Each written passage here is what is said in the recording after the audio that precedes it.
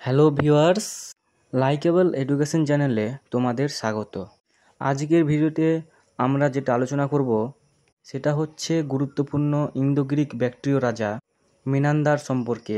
সত্যি কথা বলতে এর সম্বন্ধে কিছু প্রশ্ন বিভিন্ন পরীক্ষায় এসে থাকে।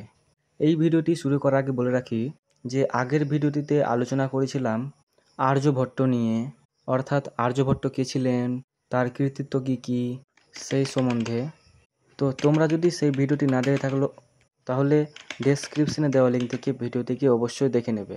তাহলে আজকের ভিডিওটি শুরু করা যাক।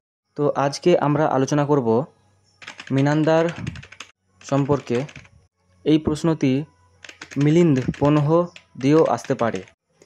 এই প্রশ্নটি শর্ট কোশ্চেনে তো আসেই, তবে এটি বিভিন্ন কলেজের বিভিন্ন ইউনিভার্সিটিতে কলেজগুলিতে 5 মার্কের জন্য এসে থাকে। তাহলে শুরু করা যাক।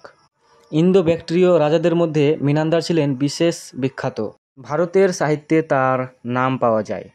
তার শ্রেষ্ঠত্বের কারণ হলো ভারতীয় সভ্যতা সম্পর্কে তার শ্রদ্ধা।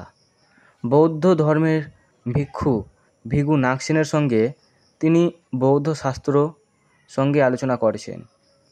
বৌদ্ধ ধর্ম কি, এই ধর্মের মূল বিষয়বস্তু কি, নীতি কি প্রভৃতি বিষয়ে আলোচনা হয়।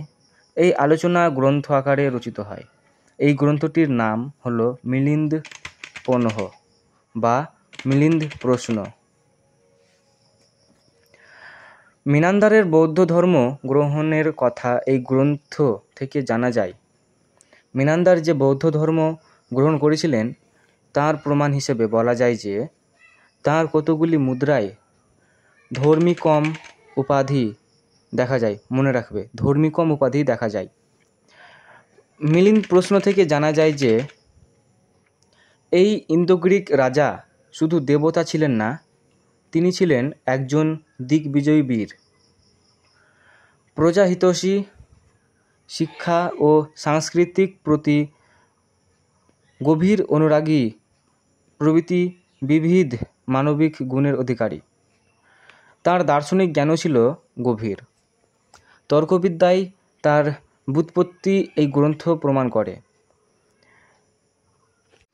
মিলিন্দ প্রশ্ন বা মিলিন্দ পনহ অনুসারে কূটনীতির জ্ঞান, বিচক্ষণতা এবং মানসিক এবং দৈহিক শক্তির দিক দিয়ে মিনান্দার ছিলেন অদ্বিতীয়। তাহলে ভিউয়ার্স, আজকের আলোচনা এই পর্যন্তই ছিল। তোমাদের যদি ভিডিওটি ইনফরমেটিভ মনে হয় তাহলে ভিডিওটিকে অবশ্যই একটা লাইক করবে এবং চ্যানেলে নতুন হয়ে থাকলে চ্যানেলটিকে সাবস্ক্রাইব করে অল নোটিফিকেশনের বেল আইকন অন করতে একেবারেই ভুলবে না। দেখা হচ্ছে পরবর্তী ভিডিওতে। ধন্যবাদ।